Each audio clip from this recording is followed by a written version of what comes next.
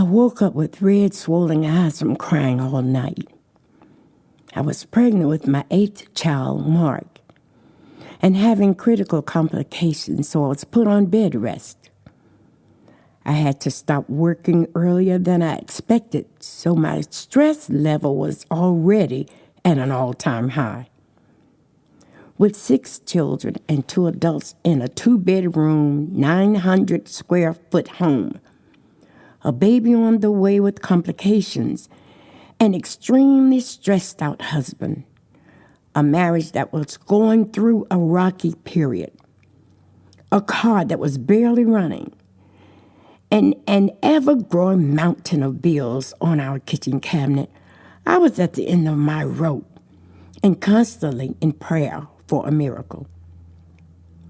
I knew that this was only a test of my faith. But this particular morning, something began to change in my state of mind. I did something that I normally would never do in difficult situations. I wondered aloud, why was I being tested so greatly when I had done everything I knew to do? As I lay in bed, the wondering began to turn into a why me pity party. By the time I actually got out of bed, I was at the beginning stage of a full-blown depression. As a rule, I never let my children see me upset or crying. I understood the psychological effect that a stressed-out, crying mother had on young children, especially as the children are preparing to go to school. I knew I had to get myself together enough to see my children off to school. I got up, prayed, cleaned myself up, and got dressed. From that point on, every negative incident that happened began to chip away at the faith I had left. In my mind, I literally heard the sound of a hammer striking a chisel, chipping away with every incident. Chip, chip, chip.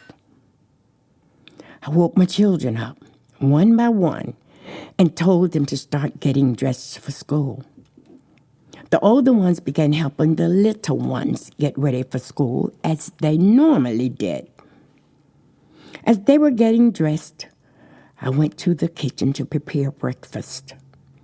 I always sent my children off to school with some type of hot cereal and juice in the mornings. I looked in the cabinet, and the grits were gone. The cream of wheat was gone, and I was out of eggs. I had nothing hot to feed my children. Chip, chip, chip. I suddenly remembered that I was heading to the grocery store the day before, and the car wouldn't start. I never got a chance to go. I found an old box of plain cornflakes in the cabinet and reluctantly made them bowls of cereal with cold water. I didn't even have milk for the cereal. I felt like a horrible mother, giving my children cold food to go out into the cold, rainy morning and face an even colder world of school, peer pressure, and other issues. Chip, chip, chip. As I was sprinkling a bit of sugar into each bowl, something that I also did not like to give my children, but had to do so, I heard a drop of liquid go into one of the cereal bowls and suddenly realized that tears were streaming down my face. Just then, my children began to file into the kitchen to eat breakfast. I quickly went to the refrigerator, opened the door, and looked inside to cover my face. As I looked inside, I wiped my face and regained my composure. I returned to the table and began saying grace as if nothing was wrong. They sat there and ate their cold cereal as if nothing was wrong. I think that they were so happy to have cereal with sugar in it, they didn't care about the water. As they finished and began filing out of the house en route to the bus stop, I watched them as they went out the door and up the street to the corner. I suddenly prayed for them as they left the house, as I normally did, but added a special request to keep their bodies healthy, since I was not able to provide a hot meal for them. Chip, chip, chip. I didn't realize it, but my state of mind had even begun to affect my prayers. Once my school-aged children left for school, I settled in with my 3-year-old and began to try to figure out how I was going to get things back together. We'd called my husband's friend the day before, and he was coming over to try and fix the car. I was grateful to have that one off my plate. Now I just needed to figure out how we were going to make up for the income that I wasn't making while I was on bed rest. If we didn't come up with a solution soon, we would definitely be homeless within the next 30 days. My husband and I prided ourselves on being able to take care of the many children that we brought into this world without assistance from our families. We'd done a pretty great job up to that point, but it looked like I would have to bite the bullet and inquire about some assistance while I was on bed rest. As much as I hated admitting it, I would have to get governmental assistance. I didn't see any other alternative. It hurt so deep I would have to make that call because I saw it as a failure of me as a mother, us as parents and providers, but most importantly to me, I felt that my parents would be disappointed in me. I was Bishop Elijah Wagner's daughter. How could I go downtown and stand in the food stamp line? I now understood that my situation is actually what the governmental assistance programs were set up for. Temporary assistance for families during hard financial times. I understood that logically, but at the time, I just saw it as an embarrassing failure on my part. Chip, chip, chip. I reluctantly picked up the phone to call the social services office and didn't hear a dial tone. I knew immediately that the phone had been turned off for lack of payment. But I pressed the phone receiver several times in hopes that I was wrong and the phone would magically start working. This sent me into a full-blown crying, screaming fit. Thank goodness my baby was only 3 and didn't really understand what was going on. I just lost it. A knock on the door jolted me out of my crying fit. I waddled to the bathroom, dampened the washcloth with cold water, and wiped my face. My bloodshot eyes still looked like I'd been in a boxing match, but it was the best I could do.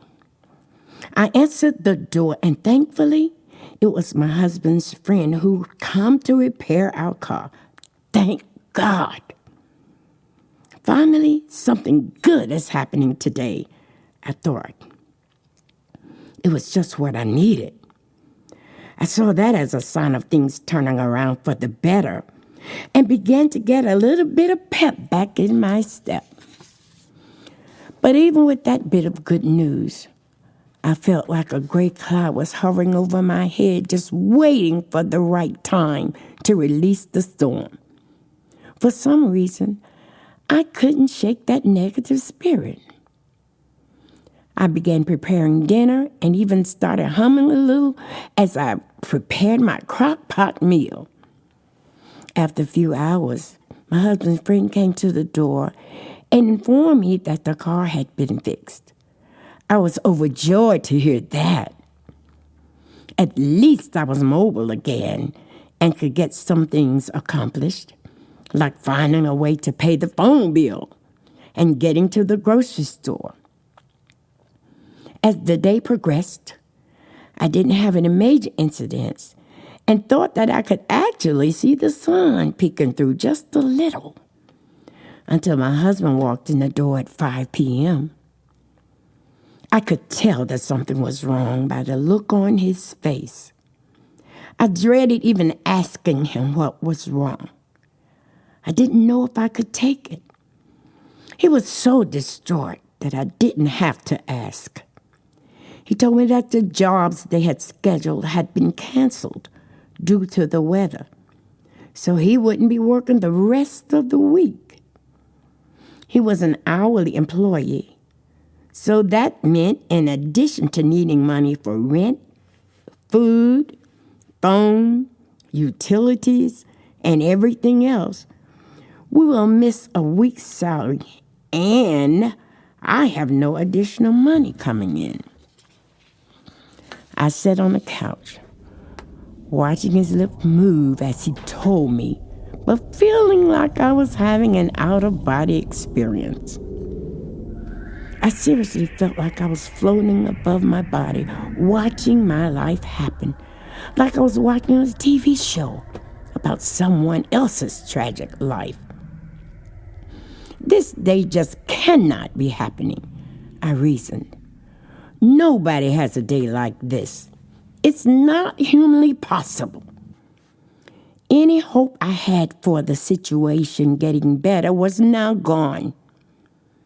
That gray storm cloud that had been hovering over my head all morning suddenly turned into a dark, ominous thunderstorm that engulfed my entire body and began pelting my mind with torrential rain, thunder, and lightning. Chip, chip, chip, boom. Something inside me snapped right then and there. I knew that I couldn't deal with any of it anymore. I went into autopilot, told him that everything was going to be all right, and we went into the kitchen to get the table ready for dinner. I knew that I had to get the children fed because we had church that evening, and I needed to get there. I was eerily calm and even had a smile on my face, like nothing had ever happened. But my mind was going 100 miles an hour. We ate dinner. The kids and I got ready for church. And by 7 p.m., we were heading to the car to go to church. I smiled the entire time and felt a wave of calm wash over me. I can't explain what happened to my mind between hearing my husband's news and getting ready for church, but for some reason, I was completely numb. The kids and I got in the car, and as I turned around to back out of the driveway, I looked at my kids in the back seat and stared at them for a while. It must have been longer than I thought, because one of them said, "Ma, we're going to be late for church." I then began to back out of the driveway slowly. But instead of heading to church, I drove them to Dairy Queen. My children were quite surprised but ecstatic when we stopped at Dairy Queen. We never missed church, and this was so far out of the ordinary for me that they didn't know how to react. They sat there like stunned deer in headlights until I told them to get out and order ice cream cones. Once they realized that this was not a joke or a test, they filed out and ran to get in line cheering. Dairy Queen was one of our favorite family treats. My children were even more surprised when we left Dairy Queen and went to the airport viewing deck to see the planes land and take off. This was another one of our favorite family outings, during that much simpler time in our lives. We stayed at the viewing deck for over an hour. It always made me happy to see my children happy, but I was especially relieved to see the happiness on each of their faces that night. After a while, My children were so worn out from running and playing at the airport viewing deck that they climbed in the car and were all asleep within 30 minutes. It was way past their bedtime by this time anyway. I looked at my children as they slept in the back seat, and a wave of extreme sadness washed over me. I began to muffle a deep, silent, painful, guttural cry that only a hurting mother could understand. I then pulled out of the airport viewing deck and headed to another one of our family's favorite recreational spots. Tears streaming down my face as I drove down the highway. My eyes were so swollen from crying that I could barely see the road ahead of me and had to slow down to a crawl. What happened? My mind was in such a state of despair that I almost missed the exit to Lake Wiley and swerved sharply to make the exit. We often took our children fishing on the lake, so I knew the area well. That lake was my husband's favorite fishing spot. He'd sit up right under the bridge and fish for hours. I'd been to Lake Wiley hundreds of times and knew the entire area like the back of my hand. I knew where the best parking spaces were during the busy 4th of July holiday. I knew where the best picnic table was. But most importantly, that night, I knew where all of the areas were for lowering boats into the water with no guardrails.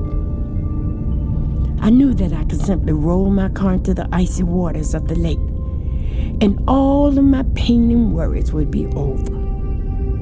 And that is what I was going to do. It would be better for me to leave this earth than to keep suffering like this, my mind reasoned. And I wouldn't leave my children here to be raised by someone who wouldn't love them like I do. To be sent to live with different relatives, or worse yet, to foster homes. No, if I'm leaving this earth, I'm taking my children with me. It will be better for all of us. I had made up my mind that this would be our last day on earth in physical form. My mind was in such deep despair and depression that it seemed as normal a decision as choosing a loaf of bread in the grocery store. I wasn't scared, nervous, wasn't even afraid anymore. I was actually relieved that I'd made a decision that would seemingly take all of the problems, all of the stress and worry away. At that moment, I just wanted peace of mind. Yes, I was a dedicated mother, a loving wife, loyal missionary, and true woman of God who never saw herself even thinking of doing such a thing, especially where our children are concerned. I knew what the Bible said about suicide, but on this day, in this state of mind, and under these conditions, I didn't see any other alternative for having peace. Most importantly, I knew that I couldn't continue living with this level of emotional turmoil. As I drove onto the lake's gravel parking lot, I was concerned that the loud crunching of the gravel under my car tires would wake my children. I began driving very slowly to reduce the noise of the gravel. The last thing I wanted was for one of my children to wake up, and I'd have to look into their eyes knowing what I was about to do. I slowly approached one of the cement boat slips and stopped. There were no chains or barriers across the boat. As I remembered, there was nothing stopping me from moving forward. We'd had heavy rain over the last few days, so the water was unusually high. The water that was normally at the very bottom of the boat slip was practically at the top. In fact, the water would actually spill out of the lake and onto the grass when a strong tide rolled in. It was as if the unforgiving waves knew I was coming and decided to meet me at the top of the boat slip. I remember my bright headlights beaming over the dark, choppy waves. I turned and looked at my children sleeping peacefully. I loved them so much and prayed that they would forgive me when they got to heaven. I had convinced myself that they would understand that I did it so they wouldn't have to suffer through life with a depressed, despondent mother who couldn't provide for them as she should have. As I looked at the waves and prepared myself to put the car in drive and press the gas, I decided to turn on the radio to hear some gospel music. I love gospel music and wanted that to be the last thing I heard as I drove into the cold, icy waters and slipped out of consciousness. I slowly reached for the dial to turn the radio on, expecting to hear a happy, uplifting gospel song. But as soon as I turned the radio on, I heard a man calmly pleading, "I want you to stop what you are doing right now. You are about to make the mistake of your life, and God doesn't have that in His plan for you." I froze, with my hand still on the radio dial. It was as if he had come through the radio, sat in the passenger seat of my car, and was speaking directly to me. He went on to say, "God loves you, and He is going to take care of you. But you have to stop what you're doing right now. What you're doing is not in God's plan." And then he began to pray. As he prayed, something inside of my mind snapped. I looked at the lake and then at my children and realized what I had almost done. I began to shake violently, crying and begging for God's forgiveness. It was as if I was knocked out of my trance as soon as he said that first word. I will never forget that day. Whether you believe in God and miracles, or if you want to call it fate, I know that God spared me and my children's lives at that moment. Because in the state of mind that I was in, I had every intention of driving into that lake and ending it all. I also know that even though I didn't realize it at the time, God never left me. I just needed someone to grab my hand and help me find my way out of that dark, hopeless place that I had allowed my mind to go to. I know without a shadow of a doubt that God put that message in Jim Baker's heart for me and hopefully for many other people who are about to make a tragic mistake. Yes, I'm speaking of Jim Baker, former pastor of PTL. You can think whatever you like of him and his controversy, but there is no doubt in my mind that Jim Baker was the messenger sent by God to give me that message while I was in that state of mind on that night when I planned to leave this world. But God